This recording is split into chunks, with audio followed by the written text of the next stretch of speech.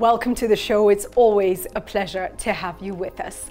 Now, this week we host Tanzanian entrepreneur Ali Mufuruki. But he's not just a successful businessman, he's also transforming minds across the African continent. We get his insights into Africa. Also, you get to have your say. And as always, we have Africa's top 10. You're watching the Africa Leadership Dialogues. I'm Julie Shuro.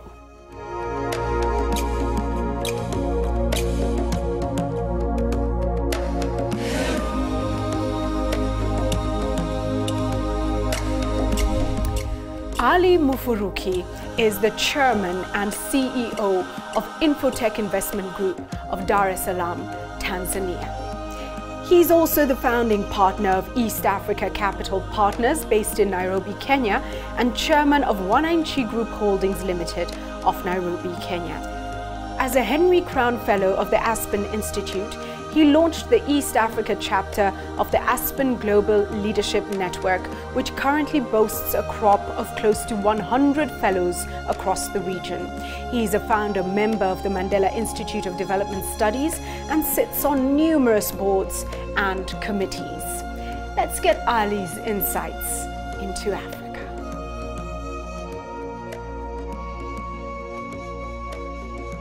Thank you so much, Ali, for making time for the Africa Leadership Dialogues. Now, your journey is fascinating. You've succeeded here in Tanzania in achieving incredible growth in business. And we'd love you to tell us a little bit about that. And also about your journey as an African leader in terms of the people that you're mentoring under the Africa Leadership Initiative, and also just your daily input in the business world. My success has been much more modest than a lot of people think. People like yourself, also I've seen stuff in the media that seem to over-amplify my business success. But I'm not complaining. I think that where I am today is a far cry from where I thought I would be when I started out some 24 years ago. Got into the business world from employment as a young engineer in some state-owned corporation here in Tanzania. So I am satisfied with what I've achieved, but obviously as I got older and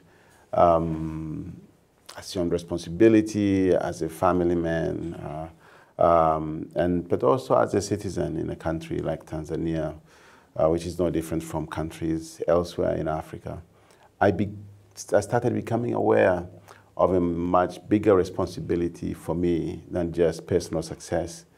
I realized that societies are built by individuals coming together, having a common view on what they think is best for them as they build this society together, and that view is shaped by their beliefs, is shaped by their values, is shaped by what they believe to be progress. And I think that is how I slowly but surely kind of drifted into this leadership development enterprise that eventually became Africa Leadership Initiative, whose story you know very well. It has been a great ride. We've been doing this now for the last 12 years, rolled out Africa Leadership Initiative Fellows across East Africa, but we are also instrumental. I was instrumental in the co-founding of the Africa Leadership Initiative Africa-wide, which has chapters in West Africa, in South Africa, in Mozambique, and in East Africa, and has to date developed in excess of 250 leaders, men and women, across the whole of the continent. Very proud that some of these people are in very big influential positions, people like yourself, people like cabinet ministers in Nigeria, in Zimbabwe, in Rwanda, business leaders of enormous repute, social activists who have made an impact in whatever it is that they've chosen to pursue. So we are very proud that we think we are changing the world. We are changing the world one person at a time, and I couldn't be happier. For those who don't know about the Africa Leadership Initiative, you're literally taking people through training on society, on responsibility, and creating a network of people across this continent who now can reach out to each other and help grow the continent. Looking now at this network of 250 plus, what can we achieve as Africa once we start to connect and leverage these relationships? I think we can achieve a great deal. What we can achieve is the sky is the limit. Look at you and me. A few years ago, we didn't know each other. Here we are. You became a fellow, I think, of the 2010 class. 2008, yes. 2008 class, alongside other leaders from Rwanda, Uganda, your country, Kenya, and Tanzania. And you've gone on to do great things, inspired by the leadership experience that you got from being a fellow. You guys have become members of the Aspen Global Leadership Network that today has close to 1,500 fellows spread across the entire world. And by the way, the Aspen Global Leadership Network was inspired by Ali, which was the first initiative established outside the Aspen Institute, which is based in Colorado in the United States.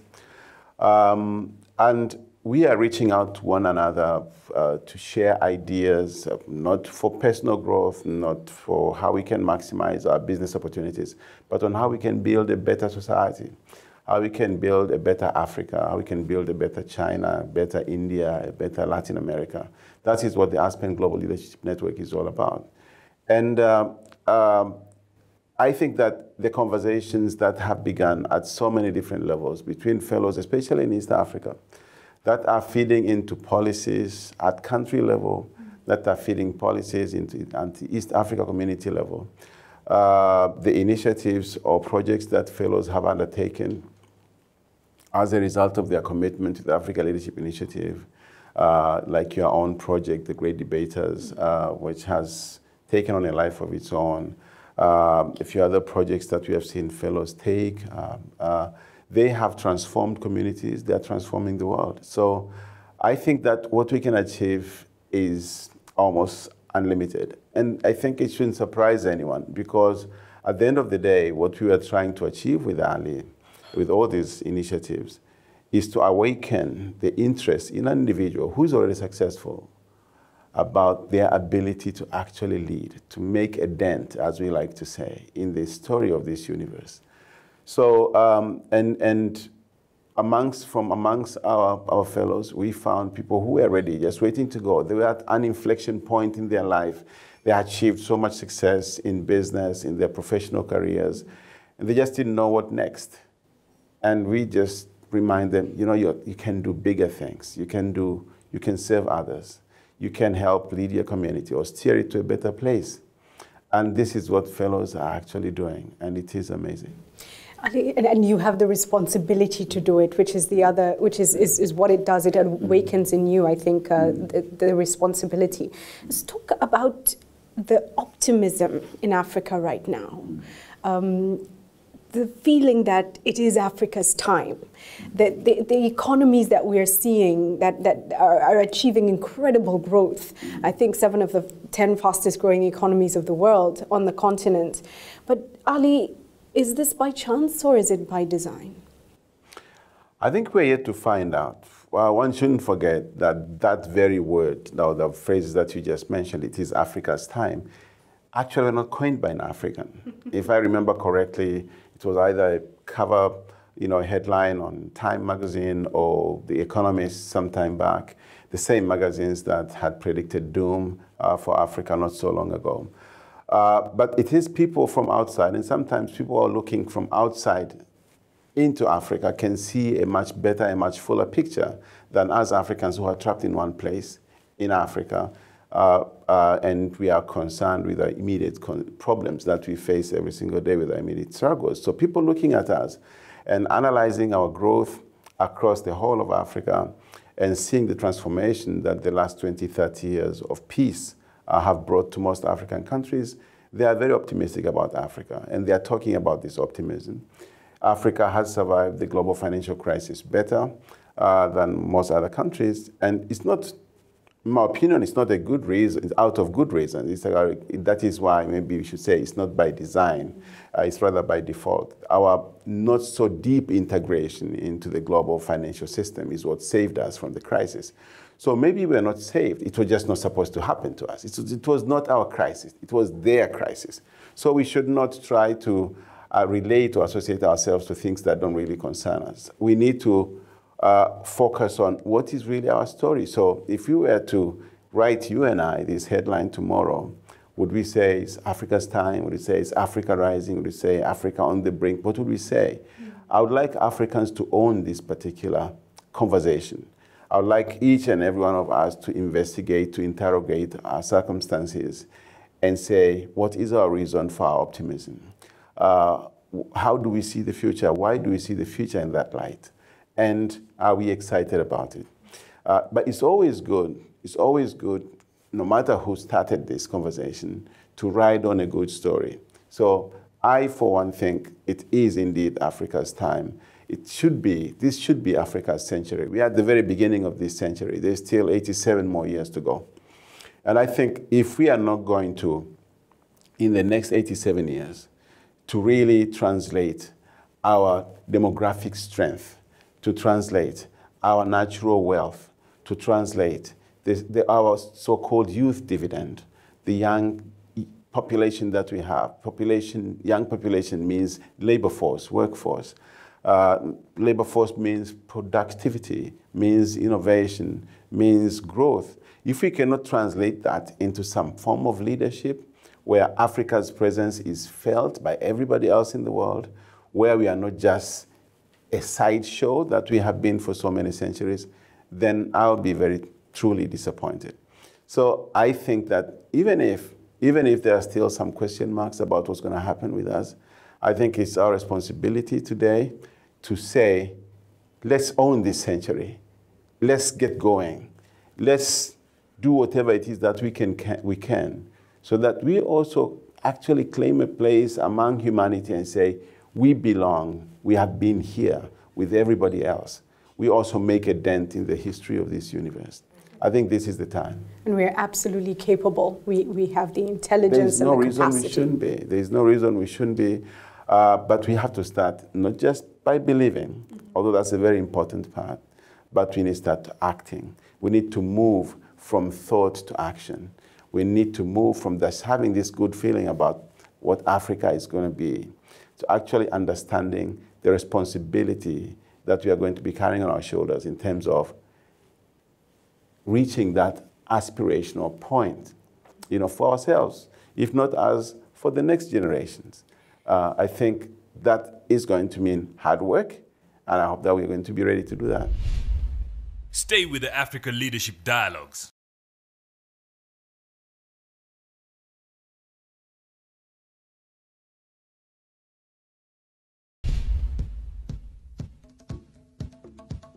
Our colonial masters, really did apply the divide and rule strategy. So many of our countries have been embroiled in whether it's tribal, ethnic, religious divisions, dealing with those very basic issues when we have a continent to pull together and to push forward. This has been a real challenge.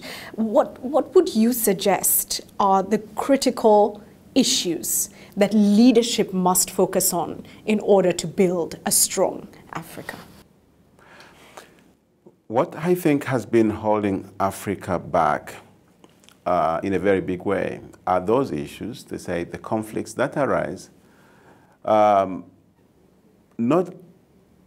that there has ever been a great justification for conflicts where people have to lose lives and waste so much time fighting one another. But wars do happen. It's part of human nature. But I think that we are being held back by the smallness of the space that each one of us thinks this is the biggest place I can play on. So Tanzanians think, their aspirations, their ambitions don't go beyond what is called Tanzania. There are people whose ambitions don't go beyond their village, their little tribe, their little region. Insular thinking. And Africa doesn't think together. Not so long ago, we were celebrating Africa's 50th anniversary, or the African Union's 50th anniversary, and people are asking each other, so what have we achieved after all these 50 years? And I think what Africa has failed to achieve is to translate what I call our strength as individuals into a strength for Africa. Our countries are still too small. Our economies in every country, if you take away countries like Ethiopia, like Nigeria, all other African countries are far too small. No matter how rich they may be, they are far too small to make an impact on a global stage. We need to not necessarily unify Africa into one big United States of Africa. That may be challenging. But I think we can think around and beyond our borders and unify our economies, have joint infrastructure projects, have joint markets that are bigger than the markets of the individual countries, so that it becomes viable for us to do the things that all societies need to do in order to progress. We need to engage in manufacturing. It's weird manufacture. You cannot manufacture today a chair, a glass, or fabrics for export. That market is just difficult. But if we can manufacture for our own consumption, and we are looking at a 1 billion strong market, all of a sudden it makes a lot of sense. But if I still have to cross borders, pay taxes, be delayed and all that stuff, and comply with different standards in a very tiny place like East Africa, there's no way manufacturing is going to become a viable alternative or option for productivity in Africa. And if we cannot manufacture, you show me one place that has ever grown, that has ever developed sustainably, where there was no industry. Where are the jobs going to come from? What's going to keep these young people educating, busy and productive and able to build their own lives, build a home, get a mortgage? With what?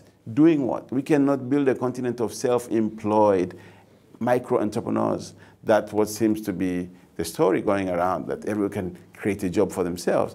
Show me another society. Show me a China, in America or Europe, where you have a society of self-employed, millions and millions of people. People go to work in big factories, in big industrial complexes, in big malls and whatever, that employ, create jobs that add together to create a big economy. But we cannot have nano economies built around individuals and expect to put that into some kind of big, impactful economy that the world is going to feel its presence. That's not going to happen. So create bigger markets for Africa. Focus on supplying a very needy African market. Build infrastructures to connect us and standardize or unify our standards so that it's easy for us to talk to one another, to communicate, to trade with one another.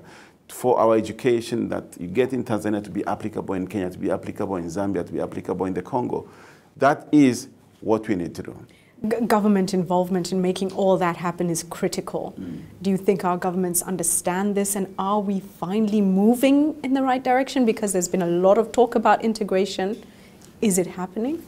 If they understand, I haven't seen evidence of that because we have taken far too long. The East African community itself, we have been praised a lot for building what looks like a very exciting community of interests, of economies, and so on and so forth. But it's taking far too long. I'm frustrated by the slow pace. I'm frustrated by the fact that even today, it's still difficult for Tanzania to trade with Kenya, for Tanzania to trade with Uganda. It's difficult for Kenyans to work in Tanzania. It's difficult for an Ethiopian to travel to Tanzania for a business visit. This is just too frustrating. I'll tell you a very simple example. I had meetings 2 days ago. I have an Ethiopian partner, a business partner who's based in Nairobi, and who had to come here for this meeting, only to realize she didn't have a visa for Tanzania. And she would take 2 weeks at the very least to process a visa out of Nairobi. So she flew all the way to Ethiopia, to Addis. She got a visa the same day. And she said, look, I need to go for the meeting on Thursday, get back to Nairobi, but I need to be in Dar es Salaam again on Monday for the Obama visit. Can I have a multiple entry visa? I said, no, we don't give multiple entry visa to Ethiopian citizens. However, her staff, an American from New York, who is also working in the Nairobi office, was joining her on this trip. So he comes to the airport, gets a visa, and when they asked him, what are you going to do? I'm coming for a meeting at Infotech. Okay, multiple entry visa. He didn't even have to ask for it. That is now, this doesn't shocking. make sense to me. So I think that we are making progress, all right. But I think that the governments are taking far too long to understand that their actions may actually be undermining their very objectives in terms of achieving a better and more functional federation in East Africa. That's a very powerful point made, and we certainly hope government is listening. How can that be happening on, in our own continent? And this is, we're just talking about East Africa. We're not even talking about going way beyond. Ali, let's talk about, before we come to the close, and I'm going to ask you to give a message to the public, to everybody watching on the potential of Africa and the responsibility of Africans to realize that potential. Tell me, what do you think is the citizenry's role in this dynamic new environment? I think Africa made a choice some 20, 30 years ago. Most African countries decided they are going to have to subscribe to a democratic dispensation where people elect their leaders based on democratic choices, around the framework of multi-party democracy. It's a foreign concept. We have struggled with it, but it seems to be working. I mean, we just had a great election in Kenya recently, in Ghana, in a lot of other places. We have had a smooth transition of power. And it seems to me it has helped, much as it isn't perfect, it has helped us move from a place where political transitions necessarily had to be violent and therefore disruptive of economic and other social situations in these countries, to where we get excited around elections, we elect our leaders, and then we move on. And the individuals who are building the economies at the end of the day had this peaceful space within which to do that. Now that we have made that choice, we need to try and take it to the next level, where elections do not just produce leaders who get the most votes. Elections don't just produce the leaders who can buy the most votes or steal the most votes. Elections should produce leaders who actually add value to our lives. That's why I think that we need to take the whole issue of leadership so seriously. The citizen, therefore, need to really think that actions that we make in terms of exercising our democratic choices, they do have consequences for ourselves, for our children, and for future generations. We shouldn't just put people in power for 5 years, for 10 years, because we like them. We should put people in power for the next 5 years because they are going to change our lives for the better. So the Africa Leadership Initiative, as I said, tries to awaken the leadership gene in all of us, to remind us of the responsibility of leadership in every sphere, in every endeavor. There's a Chinese friend of mine who told me something about China. And he said that in China, and it's not just now, it's part of our tradition, it's part of our Confucian learnings, we take leadership seriously. Nobody in China becomes a leader, especially a top leader, either by chance or because he's popular or because of any other thing. Other than that, they have actually demonstrated at every stage in their entire life that they are not just committed, they are not just interested in leading, but they are actually great at it. Why? Because in China, the topmost thought in the head of a leader is always, are the people happy? Because if 1 billion people decide they are not happy, you're in trouble. No army is going to stop them. And I think here, if we can just actually, as leaders, wake up every morning asking ourselves, are the people happy? Are the people happy? But also, if the citizens can be so assertive and actually take us on and say, because I'm not happy, you're not going to be my leader next time. Because I'm not happy, you're not going to be my leader next time. If our citizens can hold their leaders accountable, not only at the top level, but even at the local level, the village leader, the district leader, the member of parliament, the minister, whoever, the social leader, the pastor, the imam, if we can hold them accountable every day and say, it's not that I cannot lead, but I thought you are a better person to lead. So I put my trust in you. I defer to you. And in return, you have to give me good leadership. I think that is the role of the citizen. And everything would be fine, in my opinion. Having said that, Ali, please look into the camera and give Africa your message. My message to Africa is this. I think that this century, this 21st century, and I don't know why I'm saying this, but I think that this is a century that's going to spell great things for our continent, for this current generation and for future generations. This century will be remembered as the African century, the same way that the last century was called the Asian century, the same way that the century before that was called the European century. This is the time for African Renaissance. We've been here before, we can rise again. That's my message. But the responsibility for this to happen lies on the shoulders of each and every one of us. We have to play our part. Thank you very much, Ali. An absolute pleasure. Thank you. Stay with the Africa Leadership Dialogues.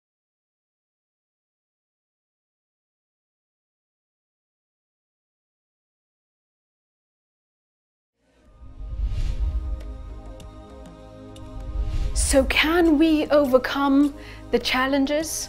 Can we ensure free movement of people and regional integration?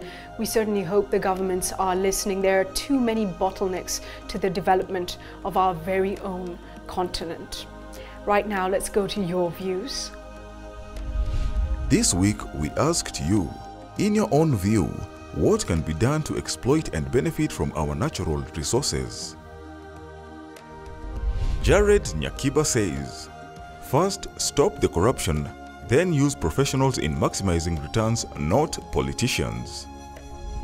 Maurice Mayu says, there should be proper legislation to govern the industries. We don't want a situation where it will only benefit a selected few and multinationals. The government should have more say. To take part in our weekly hangouts, go to our G+ page, Africa Leadership Dialogues. On Facebook, Africa Leadership Dialogues. On Twitter, @AfricaLD.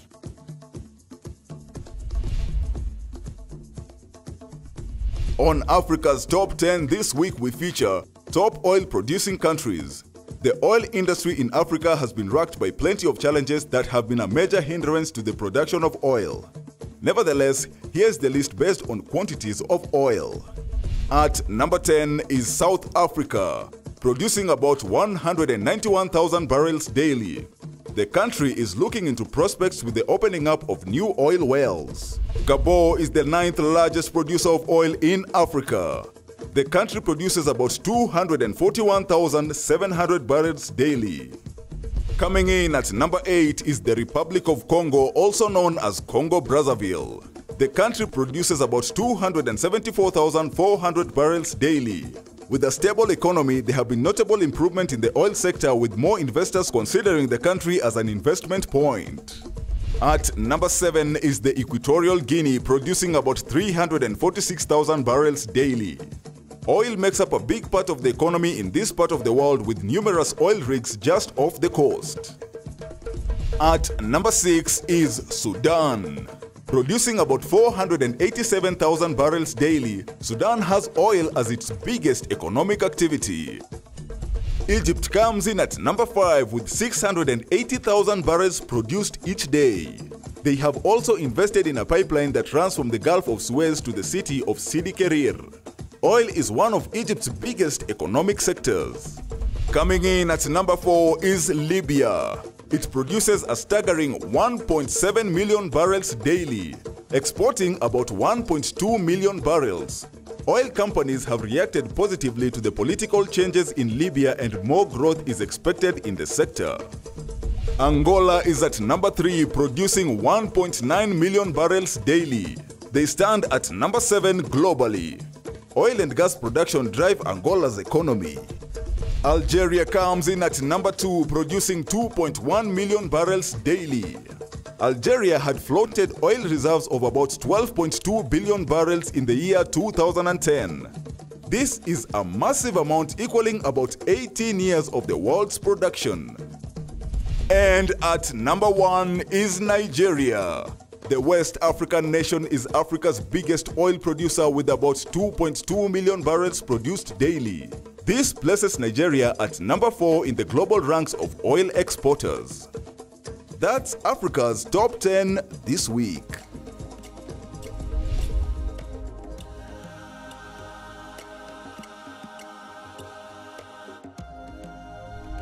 And we close with an apt proverb this week. It's from Ethiopia.